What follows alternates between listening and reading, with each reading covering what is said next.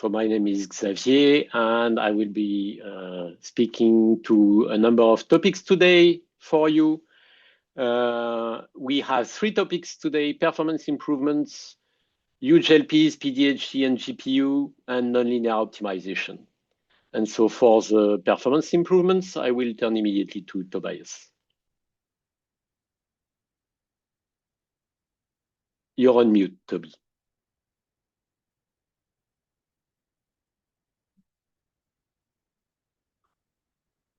Toby, you are on mute. Yeah, the usual mistake. So thank you again for the introduction and making me aware of that you cannot hear me. So the first part of that webinar is about our performance improvements that we got in Gurobi 13.0. So if you go to the next slide, then you see the usual table that we present. So this shows all of the problem classes that Gurobi can today deal with. And then for each of these problem classes, our test set is split into the overall test set where all of the models are in that take at least 1 second to solve, so all the non-trivial models. And then on the right-hand side, you see just the subset of models that are hard, which means that the slower of the 2 versions here, so 12.0 and 13.0, takes at least 100 seconds. And what you can see here is that for linear programming, we didn't achieve much, but for mixed integer programming, we got almost 16% on the hard model set, which is quite nice. And then for the mixed integer quadratic programming, so this is just a quadratic objective function, there's a small performance improvement, even more so for those with quadratic constraints. So this is MIQ-CP. But then when we look at the non-convex pieces, so non-convex MIQ-CP, and in particular the more general mixed integer nonlinear programming problems, there we have really huge speedups in Gurobi 13. And the last part of what Xavier is then telling you is about this nonlinear piece and tell you a little bit how we achieved that. So then we have the IIS part. This is for the irreducible infeasible subset computation, which you would do if you have an infeasible problem to analyze your infeasibility. There's also some news that I want to quickly show you in the next few minutes. Good. So in the next slide, you see an overall performance improvement for mixed integer linear programming since version 1.1. So that is now already 17 years ago when we introduced that first version of Gurobi. And since then, we now have more than a 90 times speed up, which is pretty impressive. And that is all calculated on the same hardware. So the speed up is really just from the improvements in the software. Okay, so let's look at how we get these MIP improvements. And as always, for mixed integer linear programming, these improvements come as a large number of individual, very small improvements. So mixed integer programming is really a bag of tricks. And now we added some more of those and refined some existing ones. You see here on that slide quite many topics, and these are also not all of them. But the most important ones that we have changed in this release. And I also want, and this time I only want to talk about these 3 marked things here: the master knapsack cuts, the disconnected components, and using infeasible vectors as starting points for improvement heuristics. Coming to the first topic, the master knapsack cuts. What are those? So this is a class of strong facets for the so-called master knapsack polytope that so you see in this reference that is given there at the very bottom of the slide, a good overview of that polytope. So it is about this single row relaxation here, sum over I times xi equals to n. So this looks rather strange, but you can of course relax any linear constraints with integer variables into such a thing. And then you get these cuts that you see on the right-hand side as examples. So the 3-dimensional example that you can see graphically here is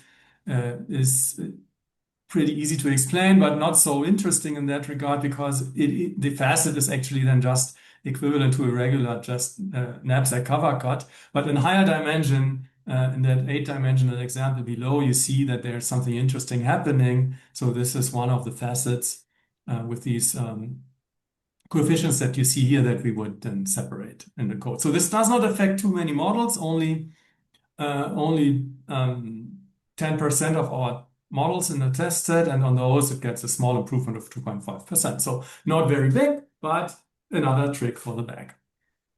Good. On the next slide, you see a similar story. So really only very few models are affected by that change. In this case, only 2.7% of our MIP instances.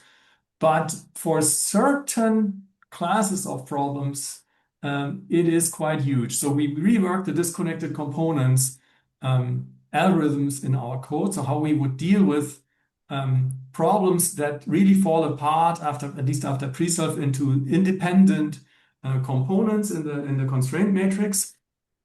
And the old code already did that pretty well, but it had quite some memory overhead, which we have now removed.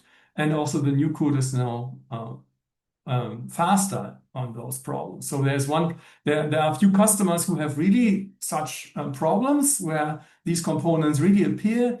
And on these problem types, you see on the left-hand side the performance improvements and memory reduction. So in the harder models that take at least 100 seconds, there's a 19% reduction in the memory usage and a 30% reduction in time.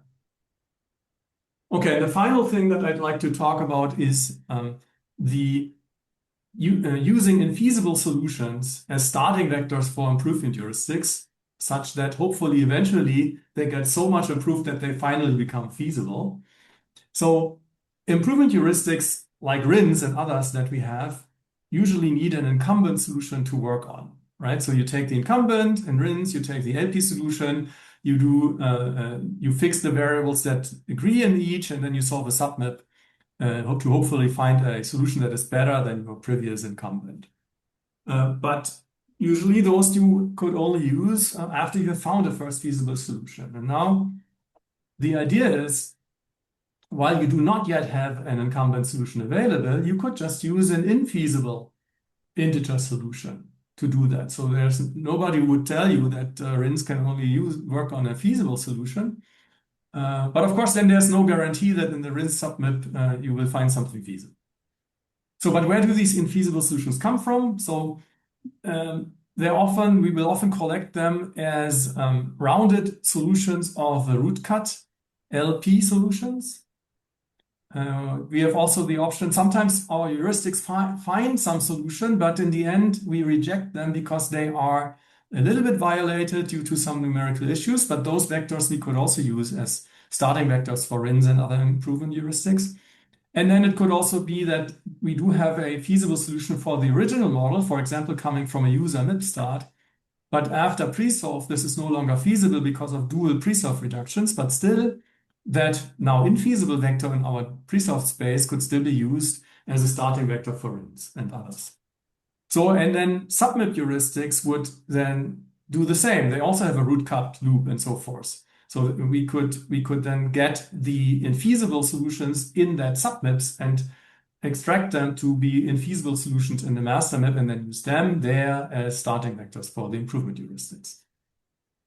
So we do that for improvement heuristics like RINs. As I said, we also use these infeasible solutions for the no-rail heuristic. And if the user provides partition attributes, then the partition heuristic would also benefit from those. So the performance impact of that additional twist is rather nice. So on the hard models, we get an overall 5% speed up for time to proven optimality.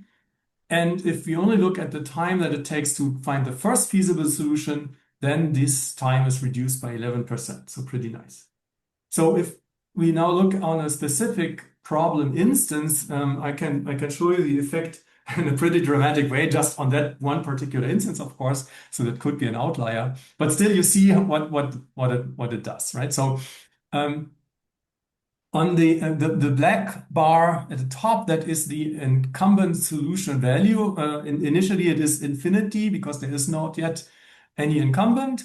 And the red line, that is the infeasible solution, and it is the number of integer infeasibilities that was used to produce that infeasible solution by rounding. So we solved the very first root LP relaxation, and that gives a solution with, I don't know, like 26, 27 fractional variables. We round it, and that would be our first infeasible solution that we would then use for improvement heuristics. Then in the next cutting plane loop iteration, we find an improved variant with smaller number of integer infeasibilities, 21 or 22 or so, and another one with 17 or 18. And then the root cut loop continues, maybe a little bit longer, but the remaining solutions there do not improve anymore on the number of integer infeasibilities. And at some point, we call some other heuristic, in this case, the active domain heuristic. That is a regular submap heuristic that solves a submap. And in that submap, we apparently find another infeasible vector that has fewer integer infeasibilities, maybe 13 or 14. And another invocation to that leads to something with 8. And that we then use to get start rinse with, and the rinse is not finding a feasible solution, but an improved infeasible one with, I don't know, 3 or 4. And another rinse call leads us to 1 or 2. And then finally a third rinse call then finally gives us something with 0 integer infeasibility. So that is a truly feasible incumbent solution. And suddenly you also see that the objective function then gets down to what, 28 or something. And then at some other point, another rinse invocation would then finally find a solution with objective value 0. And because the dual bound is 0, we have solved the model. Without all of these things, so without using the infeasible vector, in that particular case, this Gurobi version would not have been able to solve the problem in 10,000 seconds. So that's a nice one here. Okay, and here I did another experiment. So say you are solving a problem and it's clear that you will not be able to solve that to proven optimality within the time limit that you have. So you want to usually find within the time limit an as good primal solution as possible. So this is the experiment that I did. So I took all of our MIP models where Gurobi 13 beta version was not able to solve it in 100 seconds and with the default random seed. And then I was using Gurobi 12 and Gurobi 13 with 5 different random seeds, only 60 seconds runtime. And then the question is, which of these two versions in this 60 seconds finds a better incumbent solution? And this is 4,600 models. And with 5 seeds, that would be something like 23,000 tests, each of them running in 1 minute. And you see here in these bar charts that Gurobi 12 finds on 18% of the models a better solution. This is about, I think, at least 1% better in terms of objective value than Gurobi 13, while Gurobi 13 finds a better solution in 28.7% of the cases. And if you look at the consistent wins, so this would be if for one particular instance, on all of the 5 seeds, or at least on 4 out of the 5 seeds, you find a better solution than the other solver. There you see quite a nice improvement. So in version 12 is only consistently winning on 3% of the problems, while Gurobi 13 is winning on 8% of the problems. And also the ability to find any feasible solution after this 1 minute improved a little bit with version 13. Okay, and the final thing I'd like to mention is our IIS algorithm. So again, you have now, assume you have an infeasible problem and you want to find out why it is infeasible. So what you want is you want to find a subset of the problem, a smaller problem that is still infeasible. And if you are lucky, then this problem is so small that you can easily understand where the infeasibility is coming from. Either maybe you have an error in your model, or the data just is that it is not feasible. So since Gurobi 9.1, we have an additional column in the log output that is the guess. So we do have a guess of what is the final size of the IIS. Since in Gurobi 1, this was just initially a very simple estimate. And in Gurobi 10, we have refined that and are now using what is called a maximum likelihood estimator for that guess. So, but there this is only for logging, we just print it. But now with Gurobi 13, we are actually using this guess to make algorithmic decisions. Namely, we have 3 different kinds of how you would try whether a certain constraint is necessary or not for the infeasibility. And depending on how likely it is that that constraints can be removed or not, and this is where the maximum likelihood estimator comes in, we would use one of the three primitives to continue the algorithm. And by doing that in a smart way, we can have a performance improvement, and overall, Gurobi 13 is 67.8% faster on finding IISs than Gurobi 12. Of course, the mixed integer linear programming improvements come into play here as well, but those are in that sense only 16%, right? So the 67% comes also from these improvements in the IIS algorithm. And with that, I'd like to hand over to Xavier, who will walk you through the rest of the webinar. Yeah, and we will start with UGLPs, PDHGs, and GPU. So what is this PDHG method? So consider the primal problem on the left and its dual that is visible on the right. In 2011, Chamberlain and Pock showed that you can solve either by solving the so-called saddle point problem that is depicted just below. That is, if you minimize over x the maximum over y of the L function that combines aspects from both the primal and dual problems, you get a solution for both of these.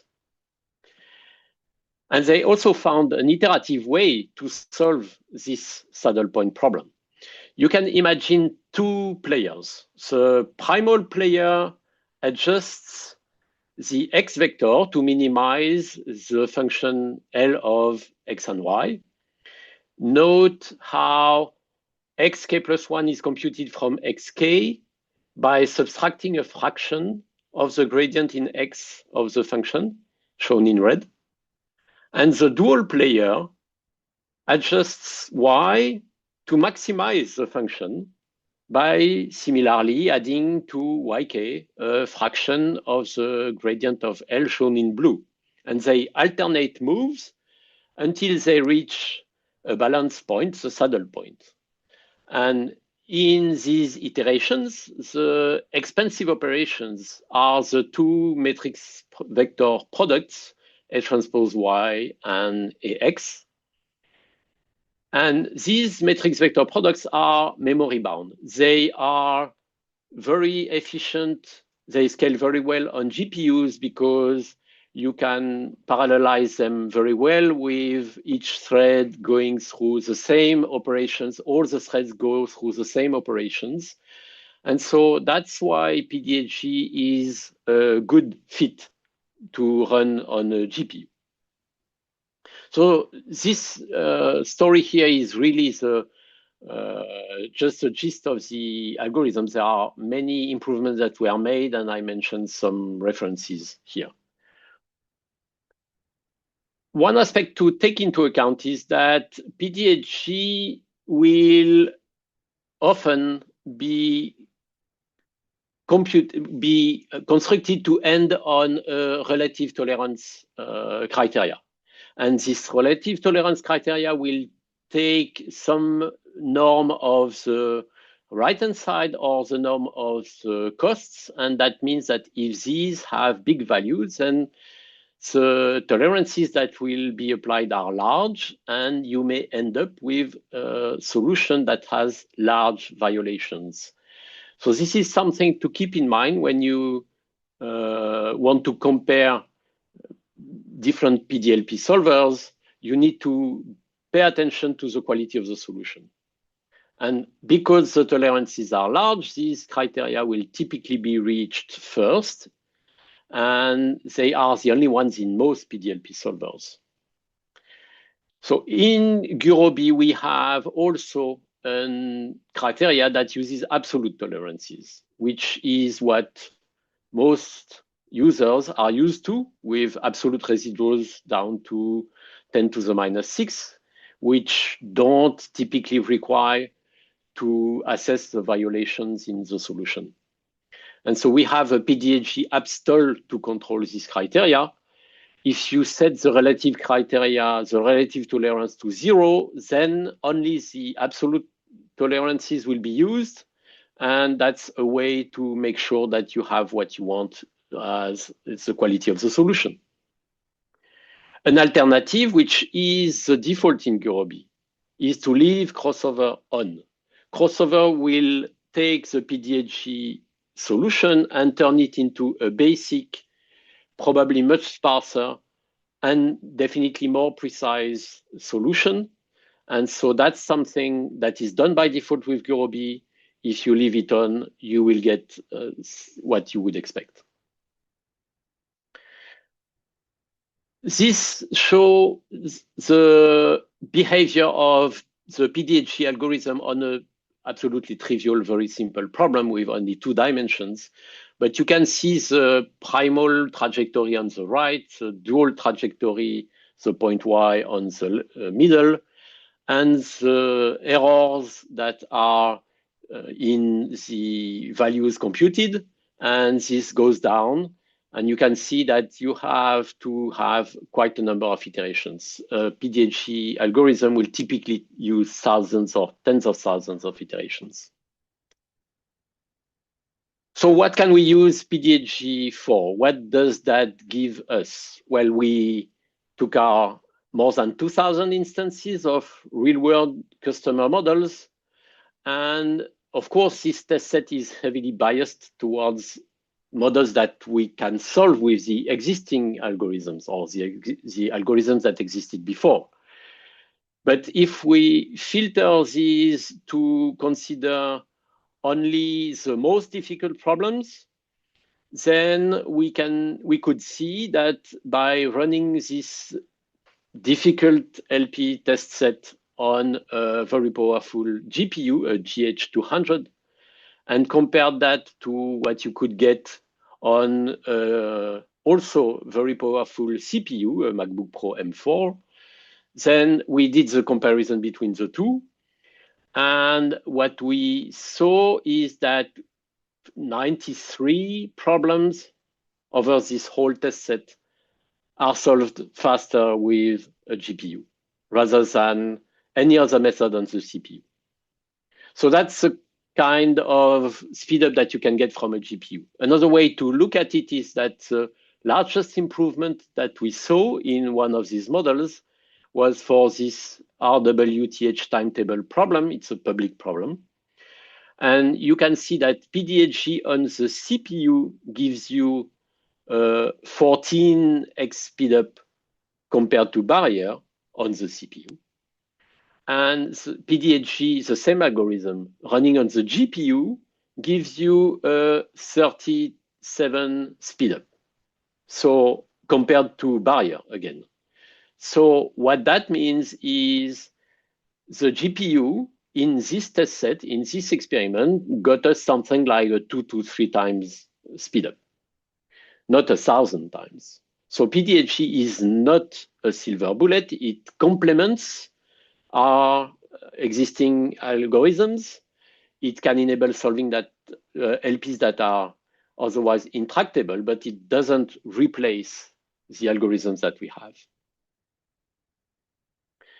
So what do we have in version 13? We have the PDHG implementation that is available if you set method equals 6 as a parameter. And to get the GPU version, you need first a separate download that will have the code for GPUs, and you need to set the additional PDHG GPU parameter.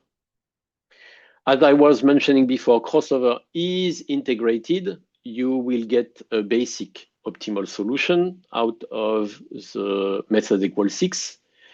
And LP warm starts are also supported.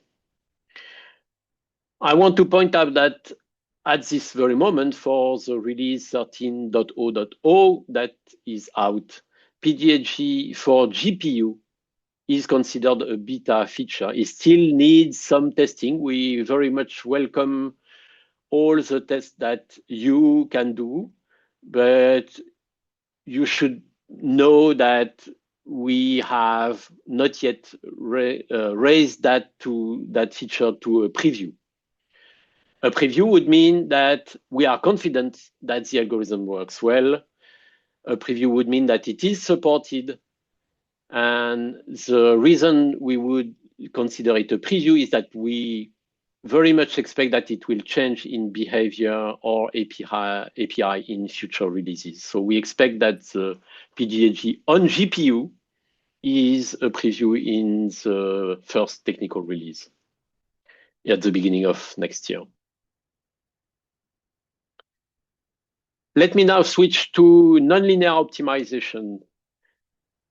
Gurobi has been able to solve nonlinear problems for a very long time. It started with Gurobi 4.0 and quadratic objectives and quadratic constraints, then non-convex quadratic expressions in problems with Gurobi 9.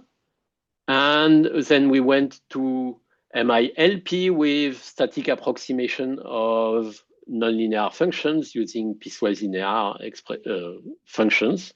So we transformed the nonlinear expressions into approximations via piecewise linear functions. And then we introduced ways to include these expressions as univariate functions. And in Gurobi 12, we added the ability to use nonlinear expressions to make it much simpler to introduce these nonlinear functions in the models. Why would we want to go for nonlinear? Well, there are very many reasons to do so. Some of them, like in finance, are about portfolio optimization, for example, where risk and variability are involve convex quadratic expressions. If you want to optimize the topology of a truss, then you are dealing with physical forces and you will end up with also quadratic convex expressions. If you want to mix products because you have a pooling problem, then you will end up with non-convex quadratic expressions. If you want to model the flow of electricity across high voltage lines, and you want to do that in a more precise way, you need to model that with alternative current equations that involve sine and cosine or products of variables, which are also nonlinear. Last example would be that in machine learning, if you want to embed a neural network problem into a MIP problem or the type of mass optimization problems, then you have to deal with activation functions that would be either logistic, that was already supported with Gurobi 12, or hyperbolic tangent that were added in Gurobi 13. And the last function that I would mention is a sine power function that is used when you want to model the flow in pipes dealing with liquids or gas. And when you want to link the power that you need to move the flow and the pressure, and then you have these sine power functions. So since Gurobi 12, you can express nonlinear constraints in the form of a variable y is equal to a nonlinear function of x, a vector of variables. So it's an equality between a resultant variable and a nonlinear expression. And that expression may be composed of arithmetic operators, of powers, of logarithms, of sine, cosine, tangent, logistic, so that you can express something like y is equal to the sine of x1 times x2 plus the sine of x1 over an exponential of x2. That's the way you would implement this expression and add the constraint in Python. As I mentioned in Gurobi 13, we added hyperbolic tangent and sine power to have a more complete set of expressions that you can include into your nonlinear problems. let me come back for a minute to nonlinear optimization in general. So we've seen that Gurobi has had algorithms for nonlinear optimization. It started a long time ago, and we introduced nonlinear expressions in Gurobi 12. So we've had an algorithm able to solve nonlinear, non-convex mixed integer problems for 2 years now. So the way this algorithm works is by divide and conquer. I mean, if you have a non-convex region, the way to solve to global optimality would be that you start at some point, you improve to find a locally optimal solution, but then because this is only a locally optimal solution, you need to divide the search space and start again a local search for an optimal solution. So you have a combinatorial explosion. This means that our ability to solve a nonlinear problem to global optimality is limited if we compare to the ability that we have to provide a locally optimal solution to this nonlinear problem. Finding a local optima is easier, for sure, than proving global optimality. That doesn't really mean that it's easy. The problem is still formally NP hard. The problems that our users want to solve are typically large or very large. They may be extremely nonlinear. And so we need specific algorithms to find local optimal solutions for these problems, which fall, generally speaking, in the domain of nonlinear optimization. And we want these algorithms to be able to provide high accuracy solutions. So we had in Gurobi already an NL barrier algorithm. It was introduced in 9.5 as a heuristic that would be used internally inside Gurobi that you could not really control. And we improved it in Gurobi 11 to work on these univariate nonlinear expressions, nonlinear functions, sorry. And we had the chance that Dr. Andreas Wächter joined us last year to work on this problem. Andreas has been working on nonlinear optimization for decades now. He's the author of IPOpt, which is the most well-known and most efficient open source solver for nonlinear problems. And with Andreas joining us, we were able to provide in Gurobi 13 this algorithm directly callable from the API.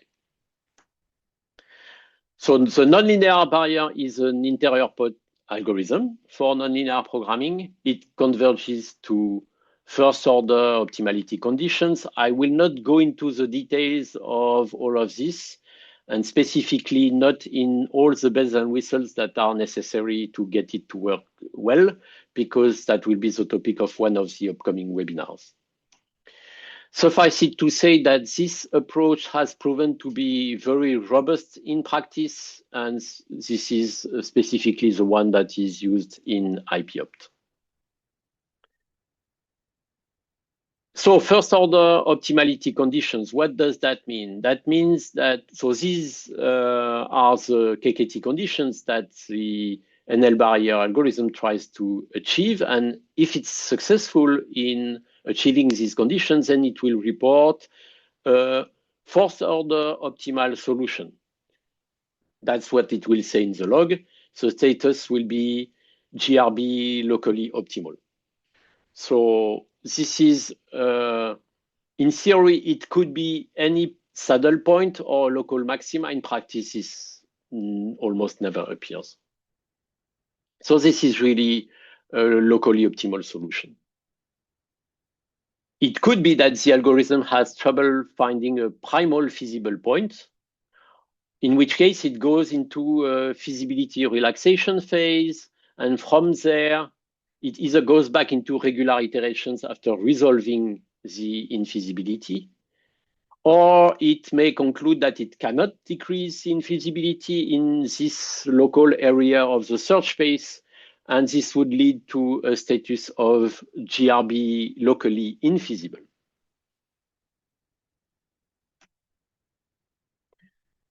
So the way you would use the NL barrier in Gurobi 13 is that you set optimality target to 1. 0 would be the global MINLP solver, and that's the default if you don't say anything. And 1 will give you the NL barrier algorithm for a locally optimal solution. This algorithm is only suitable for nonlinear continuous problems. It's ignored if the problem is an LP or a convex quadratic problem. And the algorithm will error out if there are discrete elements in the problem, such as discrete variables or SOS constraints. This is a preview feature in Gurobi 13, which means that the API may change in the future. The behavior may change in the future. We know already that some aspects of it are incomplete, like we can't provide dual information and some quality attributes are not available. So we will most probably have to change the API in upcoming versions. But this is a fully supported algorithm, which we absolutely expect to work well. So what does that algorithm give us? We had Andreas work on this algorithm, and not only Andreas, of course, but he was main driver here. And this algorithm that existed before, we compared it to V13 beta, and we have here 3 different test sets. So on the left, you have an NLP all test set with 189 models. Gurobi 12 was able to find a locally optimal solution for around half of them. And Gurobi 13 is able to find a locally optimal solution for 90% of these models. With another test set, we go from 70 to 90. And with the Qt benchmark, which is a public benchmark, we go from a little bit more than half to 84% of the problems where Gurobi can provide a locally optimal solution. Here's another set of models. These are ACOPF models, that is alternative current optimal power flow problems. And for these models, we go from, again, Gurobi 12 on the left in red, with able to solve 82 of the close to 200 models, and Gurobi 13 is able to solve 192 of these instances. There are 2 sets here, the rectangular formulation on the left and the polar formulation on the right. Gurobi 12 could not deal with polar formulation, basically, and Gurobi 13 can.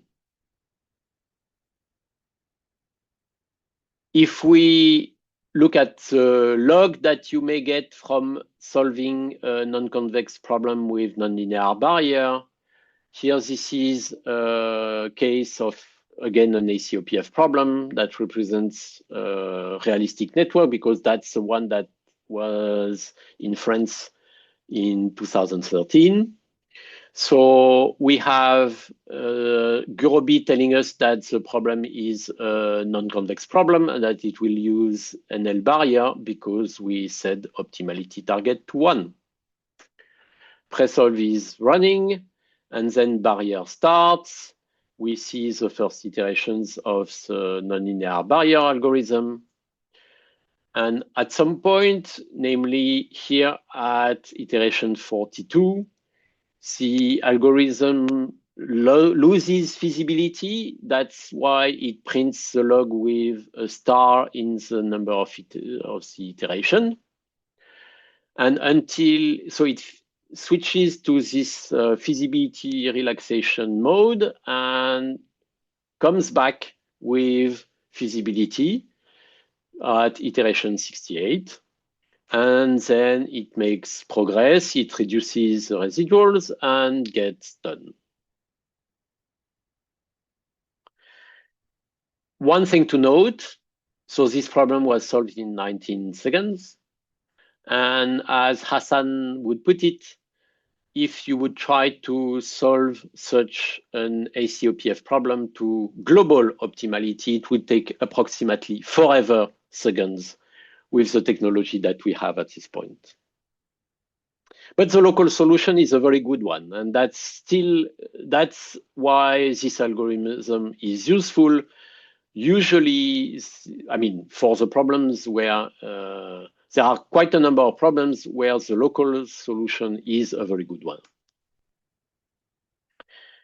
So now that we improved our ability to find nonlinear locally optimal solution, we use much more the NL barrier as a heuristic in the global solver for Gurobi. And the way we do it is that we want to use it to find good locally optimal solutions during the search. We have therefore new values for the NLP parameter. One was the one that basically corresponds to what existed before, essentially running once or twice the algorithm during the root node. And values 2 and 3 are much more aggressive or much more aggressive and run the NL barrier much more often. Because we worked on this NL barrier for nonlinear problems, we gained some insights that we reused for better using the SOCP barrier for our convex MIQCP test set, algorithm. One aspect of nonlinear is that we want to make sure that we have good quality in terms of the solutions. And so if we compare the number of times where V12 was giving us a solution that is slightly above tolerances, we had 200 models over around 12 or 1300 models. We halved that with Gurobi 13, and we have only 100 solutions, which is much better to make sure that the chance is low that we give you back a solution that is problematic. And we did that while ensuring performance because the time to find these solutions was very much improved. If we compare again, red left Gurobi 12, blue right Gurobi 13 on various test sets, let's say SIS1. This is the test set of non-trivial models that take more than 1 second to solve. On this test set, the performance of our algorithm was improved by a factor of 2.5.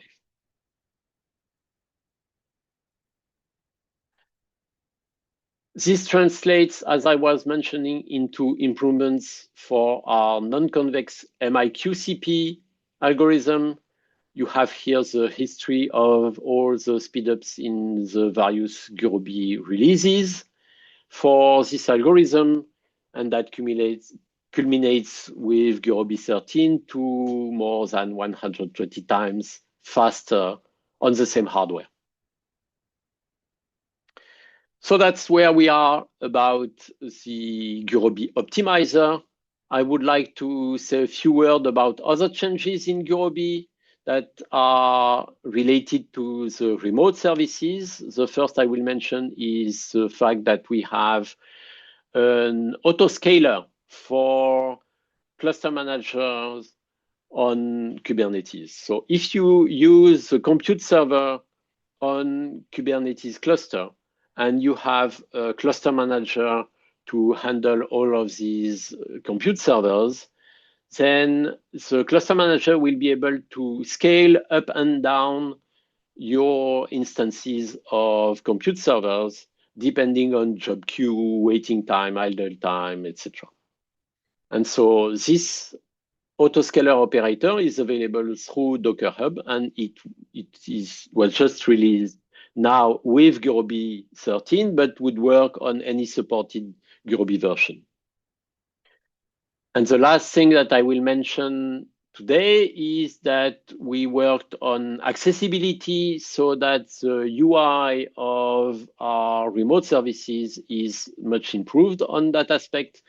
It is now fully aligned with the various regulations that make sure that we have a good experience for either people with disabilities or people who prefer, for other reasons, to use screen readers or keyboards and things like that.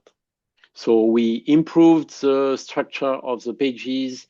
We made the keyboard fully available everywhere, and that was very much a progress.